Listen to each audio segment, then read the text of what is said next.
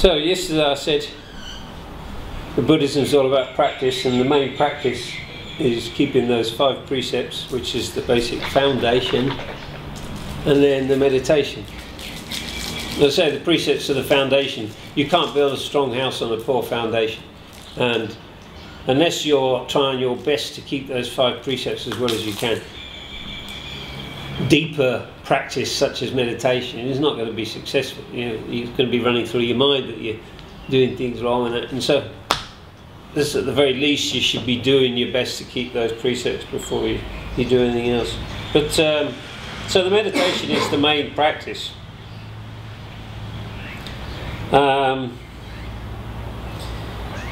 Most people in the world have heard of meditation, even if they don't do it. In the West, most people have heard of it, but very few have actually done it. You meet it in many forms now. Even if you practice yoga or something, you do meditation. And really, there's only about 3 different kinds of meditation. Many different names for the different styles, but really there's only 3 different kinds. One might be called metta meditation, loving kindness meditation. That is often practiced in the Tibetan traditions, where you're sort of thinking good thoughts, sending out good vibes around the world, wishing all beings to be happy and comfortable and peaceful and all this, and some people listen to music, to get a nice comfortable sense, but that's one form.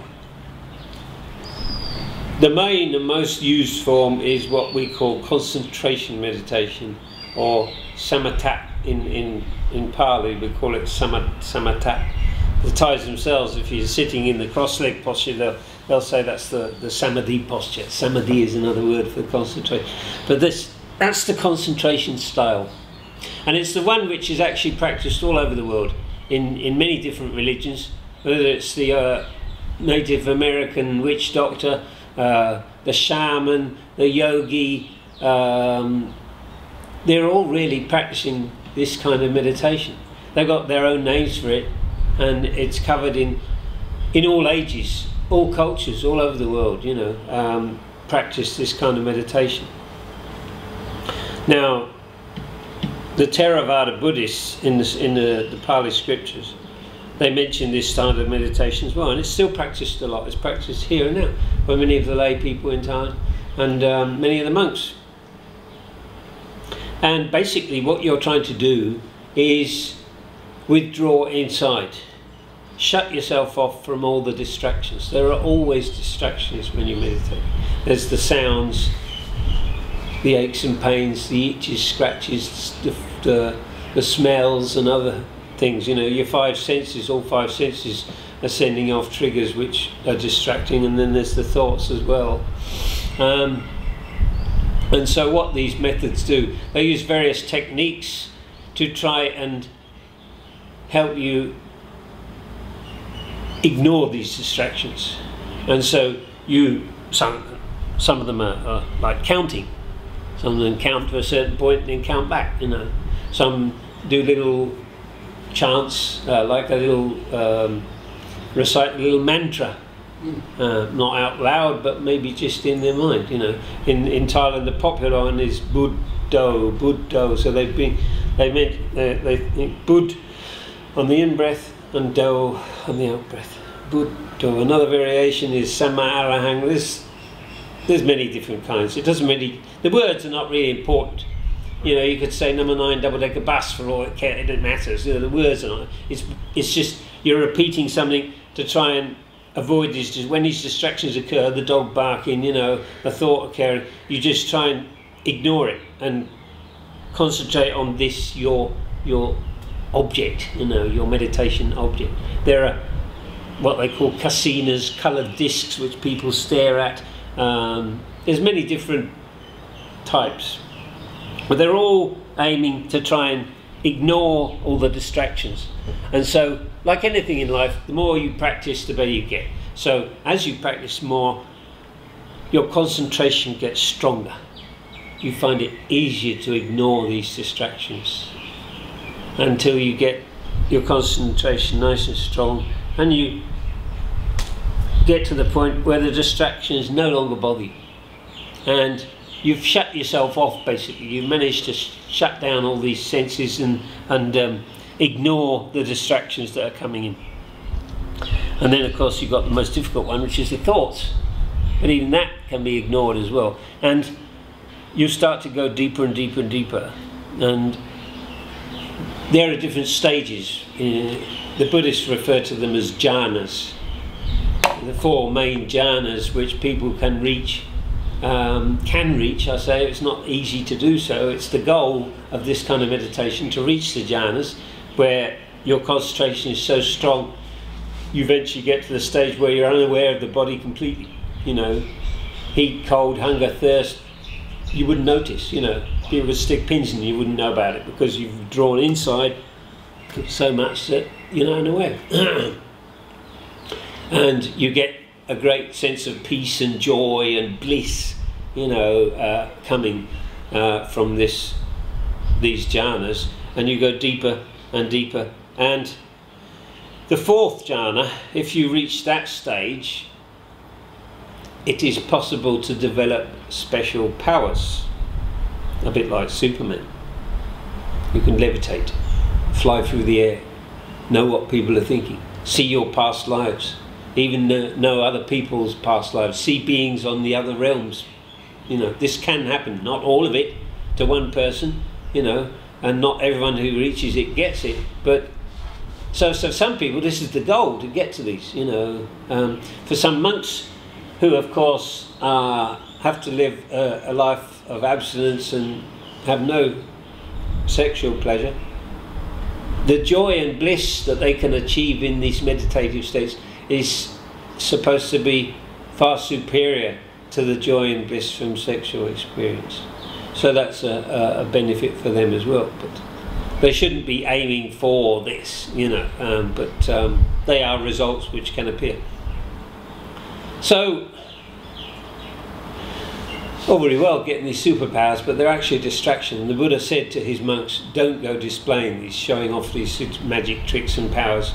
It's not the goal. You're not trying to impress people, you know, make them think, oh, he's wonderful, look, he can levitate or something, you know. That's the wrong idea. You're off the path, you know. In fact, for a monk, there's 4 heinous things which cause him instantly to be disrobed. One, of course, is having sex, another is stealing, another is causing the monkhood to fight and break up, you know. And the other one is claiming to have these attainments or to have reached these jhanic states when you actually haven't. So it's quite serious. Though there are many monks who do practice these techniques, and some of them have got these abilities, you know, some have not. But they're not the main goal, because that's another path. The path to nirvana is a different way. You can practice this concentration meditation, but you've eventually got to swap over to the other style, which you've heard of now, called vipassana. And that's the Buddha's own technique. I said to you yesterday that Buddhas have only come around very rarely. They're very rare and precious. And we only get to hear about this technique of vipassana when a Buddha teaches it.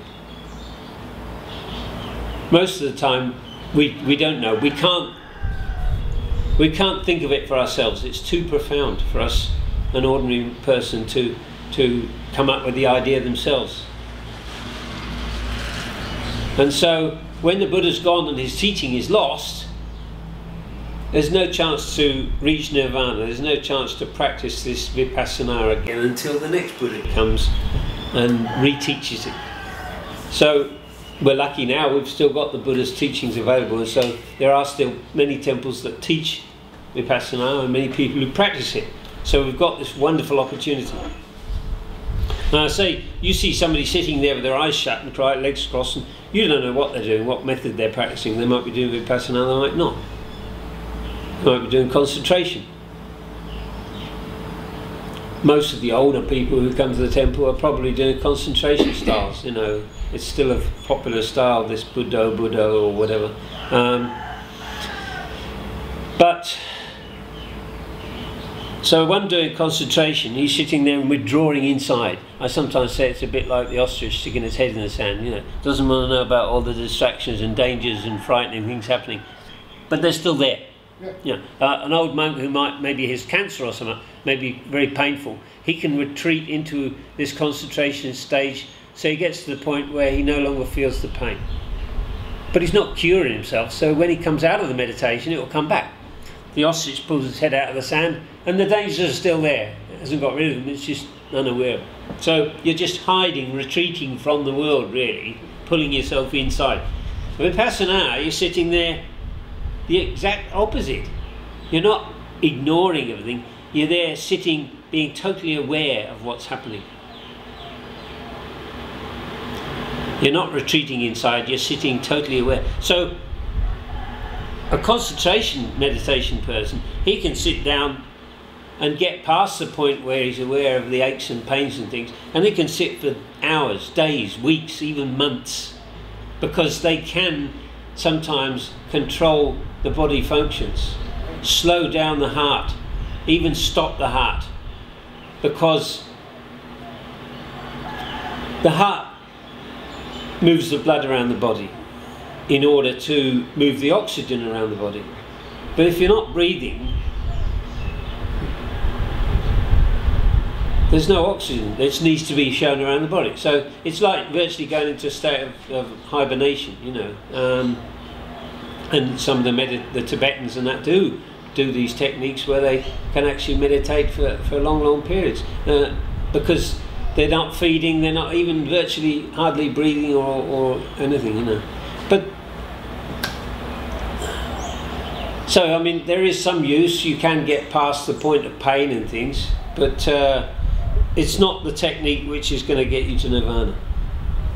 The Buddha himself, when he was still a bodhisattva, he practiced concentration meditation many times, many lifetimes, and reached these jhanic stages many times.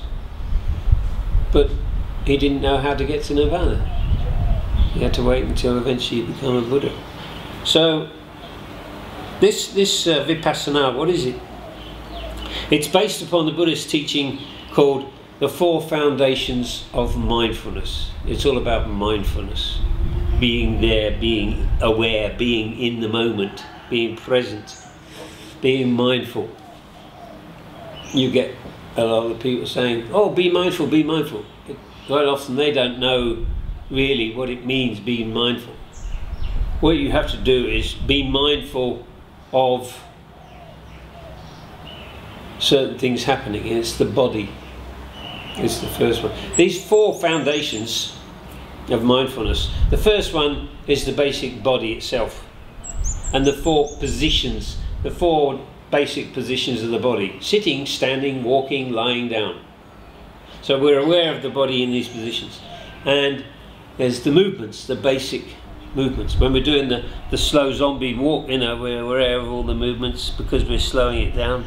And when we're sitting, there isn't any movement. The only movement there is the breathing process, the rising and the falling of the abdomen, the breathing in and out. That's the only movement. So it's not such a big thing. That's why many people prefer the walking, because it's easier to be aware of the more coarse, larger movements. Here you've got much finer movements, and some people lose track of it because it's so very fine. You start meditating and your breathing slows down gradually as you relax and get into it, and it slows down. It's become so subtle sometimes that you're hardly aware of it, and the breathing's virtually disappeared, the in and out breath, and you sort of, you know, take a breath again and oh, you're back with it. But it can be so refined that you're hardly aware.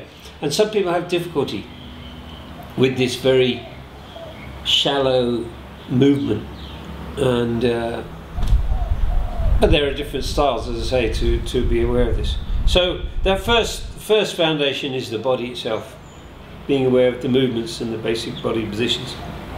The second foundation is the 5 senses: hearing, sounds, smelling, smells, tasting, feeling, you know. And so when these things happen, and they're all distractions, we're aware that they happen. Now, take the sound. You hear a dog barking. First of all, when you start meditating, you've not done it before, that dog, you notice it immediately, and it pulls you away and distracts you. Oh God, I wish that barking had stopped and go away, you know. The normal reaction. A sound meets the ear, goes to the brain.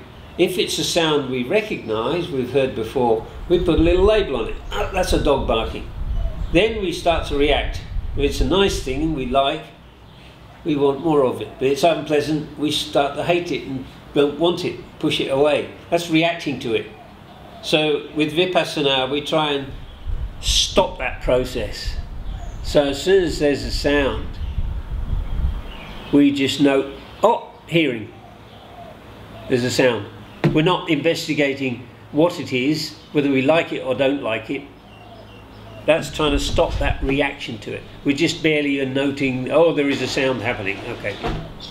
And same with the smells. You know, you're sitting there and smell comes to you and, what's that? Oh, that's green curry. I like green curry. I wonder if we've got green curry for lunch today. You know, you get something come from the kitchen and you're off, you know, you're following it. You're not here anymore, you're sitting on top of the pot. So we just know, smelling. Usually it's a bad smell. You know, when you're on arms round, you walk past some of the dustbins and there's something died in there, and you know, you just got to try and ignore it. No, there's a smell. But so all of these is the same. Feeling, you know, you get an ant walking on you, and what's that, an ant or an elephant, you know, and is it going to bite me or what? And the natural reaction is to sort of want to brush it away, get it off, you know. A fly comes buzzing around and lands on your hair and runs down to your neck, and you feel the tickle, and then it runs back into the hair and you can't feel it again until it comes back, and you, oh, you know. But if you brush it away, you know it's going to come back, so you're just distracting yourself from your meditation. You're better off just moving your mindfulness there to the feeling, oh, tickling, or just knowing, and then ignoring it, coming back to the breathing, and it distracts you again. You go back, knowing. It is difficult. It's very difficult. Meditation is the most difficult thing in the world. But as we practice, we will get better. We will start to be less distracted. You know, the first few times you do meditation, that dog barking really is annoying. But later on, unless it's one sat right next to you, you can virtually ignore it because you've trained yourself to be able to ignore it. And even when you're doing the walking meditation, you know, if something happens, you know, like a mosquito lands on you, and you know it's a mosquito, not a fly. Flies just dance around, but mosquitoes got that very gentle tread. You might even hear the bzzz, and it's cringing there, waiting for that needle to go in, you know. Oh, you know, if you brush it away, it's going to come back. Point. If you slap it and kill it, you know, then you're not supposed to be doing that. You're trying to avoid killing things anyway. So what you do is just ignore it. You know, you think, oh, it's going to give me some horrible disease. Well, so what if you die? You're going to die anyway, you know. If it's your destiny or karma to die from a mosquito bite, fine, it will happen, you know. It's got your number on it, as we used to say in the army, like a bullet. It will get you anyway. So why worry, you know? As they are saying, is a coward dies 1,000 deaths and a brave man only once. There's a coward's forever imagining dying and being afraid, and a brave man, he only does the one time, you know. So these things then, and we just, oh, hurry up, have a quick drink and go, mate. You know, we're aware of it and we just ignore it. That's the idea. The goal is to stop us doing this automatic reaction, because for ordinary people, We're really running on autopilot. Ordinary people, they spend all their time daydreaming.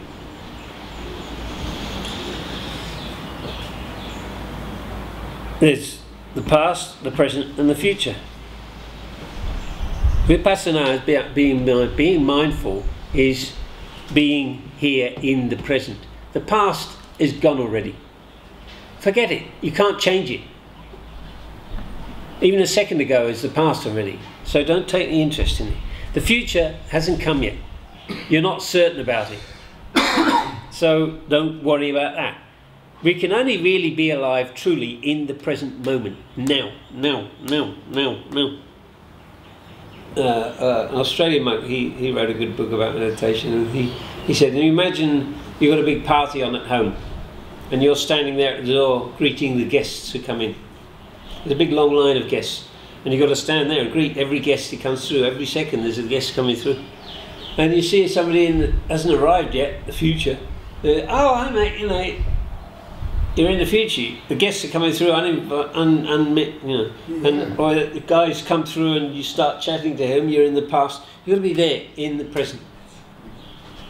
And normally people are daydreaming about the past or the future. You're there in the morning brushing your teeth. You got up and that was a good movie last night. What's happening in the office today? You're there in the past or the future. You're not in the present. Right. To be really present, you're there, aware of the brush on the teeth, aware of the movement maybe of the arm, the feeling, and you're really there brushing your teeth when you're brushing your teeth, Now, an arahant who has reached nirvana already, he can be mindful the whole day long, 24 hours, even when he's asleep. He can tell you how many times he's rolled over, From the moment you get up, when you go on these intensive meditation retreats, they always advise you, we're teaching you to do the sitting and the walking, but there's more than that.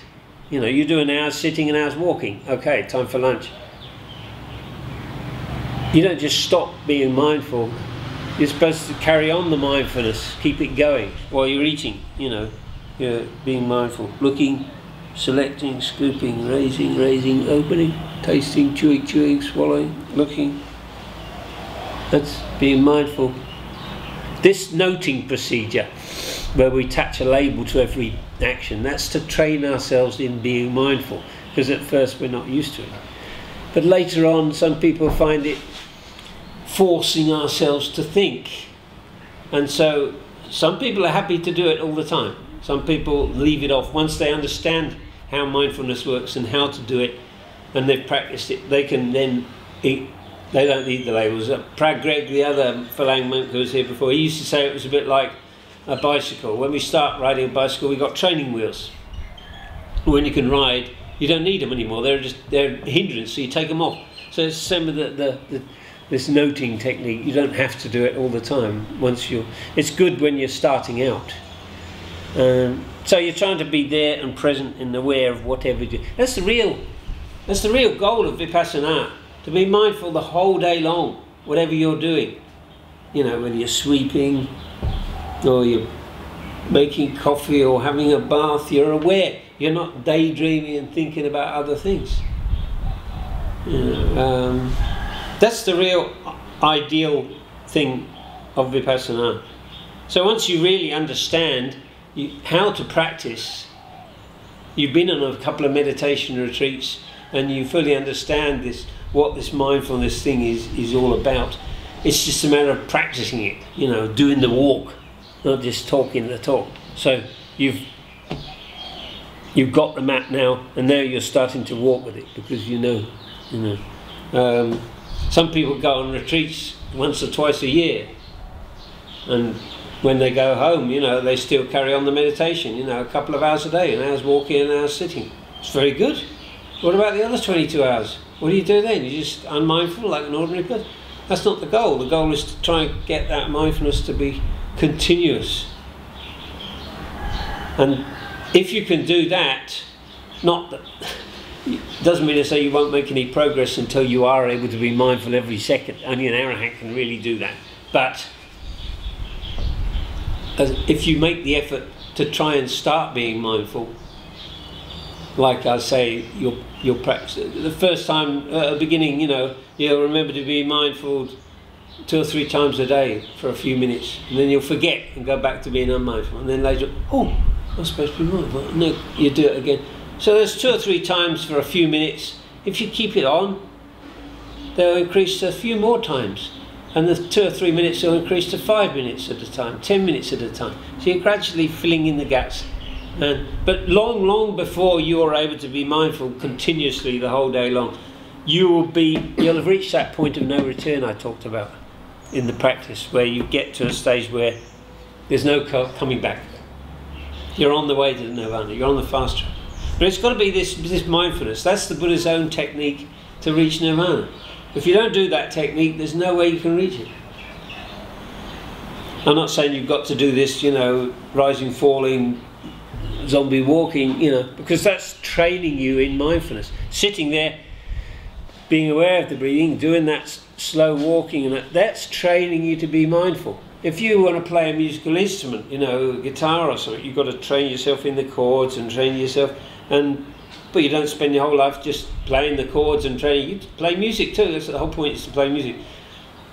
You don't just train yourself with mindfulness. You use it by trying to make it the part of your life, whatever you're doing.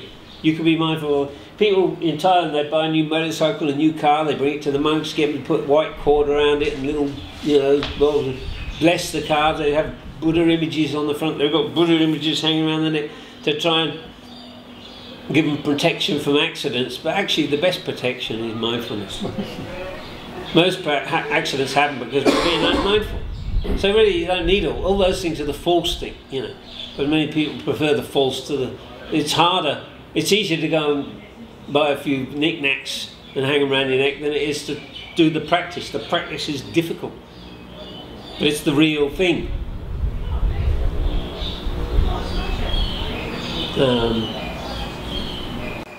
Any questions from that at the moment? Or? Well, you know what, I mean, you brought up a lot of the points that I had questions on, which was, can you identify a sound, or, you know, when you hear it, or it's not... We're so used to recognizing a sound and automatically saying, oh, dog, you know, right. Bloody dog, I wish it'd go away, you know. You just got to try and stop, you know. Getting angry doesn't do anything.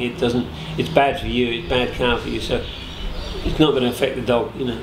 If you go out and kick the dog, it might run away, but you're just doing even more bad karma. It's not going to help your meditation, is it, you know. Now, as I say, there are different techniques of vipassana. That's one of them that you are practicing here. I have another teacher who I learned a different technique from, which I find I prefer myself. This is for the practicing, you know. And instead of these very fine movements of the rising and the falling, which I had a lot of difficulty with, I lose my way quite often. It's too subtle for me. That's why we often find the walking easier. And this is a bit like walking with your hands. So you're sitting there. You can have your eyes shut if you like. Actually, we know when our eyes shut, we're being more mindful, you know. When our eyes are open, we know there's movement. But if we've got our eyes shut, it's our mindfulness which is watching that arm moving around. We're not seeing it with our own physical eyes. You know, if we, you know, slap our hands, we feel sensation there. Vipassana, my present teacher, the Super One Green, she says we should be mindful of the breathing. This is all the time. Either one of these things, either the breathing itself, if nothing else is happening, or if we're moving around, aware of the movement, or the sensation. So she actually teaches Tai Chi as a way to teach people Vipassana. So she uses these Tai Chi techniques, and so you're breathing in and out as you're stretching, and then doing in and out breathing. So you can be aware of the breathing if you like, or aware of the movement itself, you know, or when hands come together or touch things, you're aware of the sensations, you know. So she says, if you're aware of one of those three all the time, you're meditating.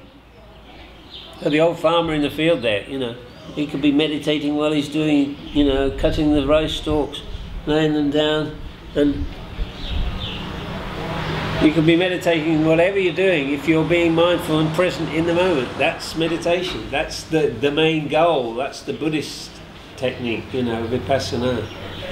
Being mindful of one of those three things, either the breathing. I mean, if you're sitting there in the doctor's surgery or the dentist's surgery waiting your turn, you're going, oh God, how long is it going to be, you know, don't sit there, torture yourself. You're creating these bad thoughts which is just causing you to suffer.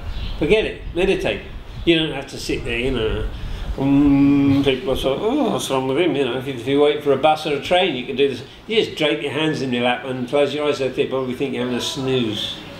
But you can still be meditating, just being aware of the breathing itself, the feeling, the sensations. There might be a little breeze, you know, might even be a pitter-patter of rain. The sound of the rain is beautiful. Or beside at the back of the daylight school, there's that stream, and I like to sit in a big rock next to the stream, in the middle of the stream. And the sound of the water is like white noise, but it's natural sound. See, it sounds like the birds, you know, the bees, the wind and the trees. They don't distract us. What distracts us is unnatural sounds. People talking, chatting, music, mechanical sounds, you know. But natural sounds are great. Rain is beautiful, you know. I've sat out in the rain, being thoroughly soaked, but it's just wonderful. It's just, you know, it's nature. You feel so connected.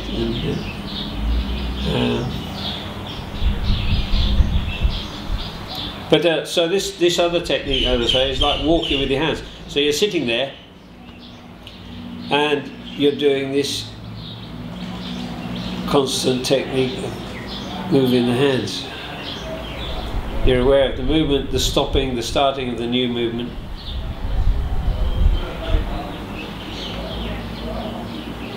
You don't have to time your breathing to the movements. If you want to, you can. Just being aware of the movement, the breathing, the sensation.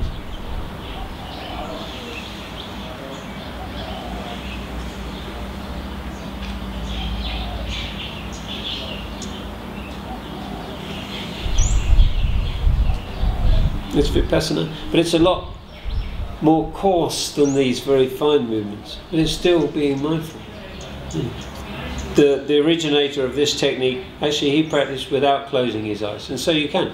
You might sometimes feel like closing your eyes, or just have them slightly relaxed and just sort of slitty-eyed open, and you're not focusing on anything, looking at anything. You're aware of movement, people walking past, but you're not following them, they're not being distracted, you're just aware of them, you know.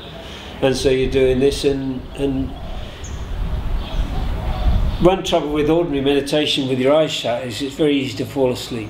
So meditating with your eyes open, not wide open like this, but just looking down and being aware, you're not focusing on it, you're just aware of the floor. You know, same as when you're doing your walking meditation. Some people will do it completely wrong by looking straight ahead. They see things and they distract them, or you know, they're looking around. That's not being mindful. You're supposed to look at the floor a few feet ahead, and even then you're not watching the floor, you're not focusing on it, you're just being a bit. And so you do the same thing, you know, with your eyes just open. There's no noting. You don't have to note opening, raising, closing, or anything like that. You're just aware of the movement itself, the change from one to another, and concentrate on it. And I find that technique works very well for me. Different people, different, you know, different strokes, different folks. This works for me. Other people work well with other methods. But I say that's what I find I prefer. Of course, when I'm out doing the thing, I'm not doing it when I mean, you can do that, you know, when you're lying in bed, you know, you're ready for sleep, and you can just move your hand like this if you like, you know. There's a story about a Thai guy. He was a young guy, about 24, fit, you know, got himself a university degree in fitness and that, and was looking forward to a good career teaching all this kind of things. And he jumped in a swimming pool one day badly, and something went wrong. He hit the bottom and was paralysed from the neck down. And he spent many years frustrated and worried and started to read Dharma books and that, but then eventually he met the teachings of this guy. And although he could only move his hands a little bit, you know, first of all he was just there being able to open and close the hand like this, you know, that's all. And this one a little bit, but as he practiced more it got better. And that's all he could move. But he had nothing else to do. He couldn't do it. He couldn't help himself in any other way. So he settled down, put himself into it, and he practiced to the extent where he reached that stage of no return. And now he teaches because he's a living example, you know. Paralyzed. He's still paralysed. He's in a wheelchair most of the time, but he wears whites, goes to temples and helps teach people. But even though he was paralysed, he's reached, you know, it's so much easier for us because we are able to move around, and if he can do it, any of us can do it. Of course, you might say, well, he's got nothing else to do, he can't do anything else, so it's virtually forced to. But you might say, well, blind people are the same, you know, blind people. They haven't got that distraction, you know, the sights, but just because you're blind doesn't mean to say that you realised, you know, you've got to understand the techniques and put them into practice.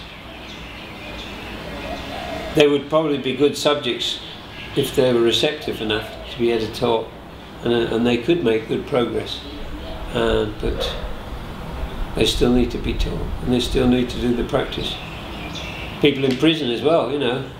On that DVD which I said I'll give you, there's a couple of things about Dharma Vipassana taught in prison. One is an Indian prison, they started teaching it to the inmates, and there's one in the Bible States of America, some black guys.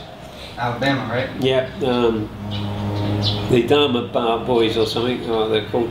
But the same, because they're another ideal subject. They're in solitary sort of confinement, they can't do much. They've got frustrations, they're stuck for long years, they think, oh, you know, my last one, I can't do this. You're torturing yourself, all this mental suffering you're creating. If you put it to use, you've got this time, you can't do anything, so use it. Learn to meditate, and it'll free you. Not your body, but it'll free your mind, which is the main thing. I would think that learning the Dharma as from a, you know, say a life in prison sort of a perspective, you probably learn that your karma that you have done yourself, I mean, it helps you to far too severe. It helps you to no, I mean, every suffering that we get is a result of our past karma. Okay. You know, if I fell off my motorbike and broke my leg, you know, even an insect bite, it's karma. You know, if we don't create the cause, there's no result. So anything which is happening to us is a result of some previous cause. And so you can, not everything is caused by karma, you know, there are natural calamities, earthquakes and things, but you can say that most things is by karma. So it's easier if you tell yourself anything that's happening that's giving you discomfort, a bad time, I must have caused it in the past. It's easier to put up with if you think there's a reason, instead of, why me, Lord, what have I done to some of this? You know, they're having a good time, I've got this shitty life. You know, it's not fair. Why me, Lord? It is fair. It's the most fair thing of all. Karma is absolutely just and fair. You know, you're not made to suffer for anything that you haven't done. So it does make it easier to put up with this, you know.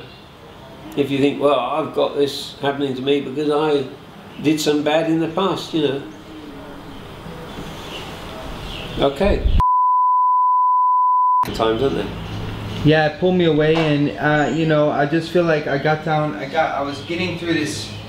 I got through this layer of thought where it was just like random, shallow BS thoughts, and then I got to this next layer of thought that was underneath it. That was, it was so intense that at moments it made me like almost like just uncontrollably flinch. You know, like, where the thought would come in my head and my body would react from it. That's okay, it doesn't matter. Don't fight any of it, you know. Right. Don't fight any of it. Just sit there and observe it. You're the observer. Right. It's almost as though there's somebody sitting there doing meditation and you're outside watching, noting down everything that's happening. Oh, breathing in, breathing out, you know, hearing, what, thinking. You're just observing. not reacting to, you know, not making decisions about not liking and disliking, hating and loving. You're just bare awareness and noting, you know. The thoughts, as I say, they, unlike the things like the sounds that are external, you know, even this aches and pains are relatively external. Yeah. The thoughts are internal. So we're not even aware that a thought has started until we've been distracted, but we catch ourselves, oh, I've been pulled away thinking about something, stop, come back to the, you know. And so you start to think of this again, and then a few seconds later you're off again. You've just got to keep at it, practicing, and eventually your mindfulness will get stronger. You'll find it easier to ignore them. And you can't just stop them. They're natural things that happen. They happen to the body. The mind, since we were a kid, we've just been allowing it to go and do what it wants, you know. Yeah. We're only now starting to try and train it. We're not suddenly going to make any great progress, you know. It's a hard path. But once we're on the path, half the goal's over, you know. We realise, and of course if we do get any actual experience which makes us think, this is what it's really about, this is what life's really about. The wisdom that you get will encourage you to do more. See, those who don't get proper instruction in meditation, they don't know what they're doing. They're sitting there, they're bored to death, and it's just black and boring, and they give up, they fall asleep, you know, and they don't want to do it anymore because they think it's too hard. And they haven't been taught properly, so they're resistant to it, and they're not going to make any progress because they're not going to meditate. It's so important, you've got to keep it up. And so you want to not get to hate it by any means, you want to enjoy it, you know. If it starts getting so difficult that you're not liking it, stop, get up and do something else, you know. Because today was, if you're falling asleep, then get up and do walking instead or something, you know. It was intense today to where my body started heating up, my whole body was warm, it felt like I was breaking a fever. But you know, these things will happen. I mean, the physical things are a result of the mind. The mind is so powerful that few people really understand the mind, and that's what we're trying to do. We're trying to look at the actual basics, you know, get down to the machine code and see what it's all about. And the power of the mind is just phenomenal. People don't understand, you know, the capabilities of it. So physical effects can occur as well as, I would say, you know, you can even levitate, you know. Yeah. So beats any technology there is, you know, just being able to sit there and fly. So just watch it. Just watch what happens. Don't judge it and make decisions about it. Just watch it, and that's interesting. Don't think too much about it. That's where I found myself afterward. Actually, you know what? To be honest, after it was all finished, I didn't think so much about it and what it meant. The only questions I had was, you know, why was it happening? Is it something that happens to everybody? You know, like, was those kind of questions, and how am I supposed to deal with it? Not so much as what the actual thoughts were, because a lot of these thoughts were just just random rubbish. Talk. Yeah. Crazy talk. Just random rubbish. Yeah. Yeah, but it was really intense. I mean, and it was going all the way back. It started recent, and as the thoughts just came up, it just started going back further and further into my life.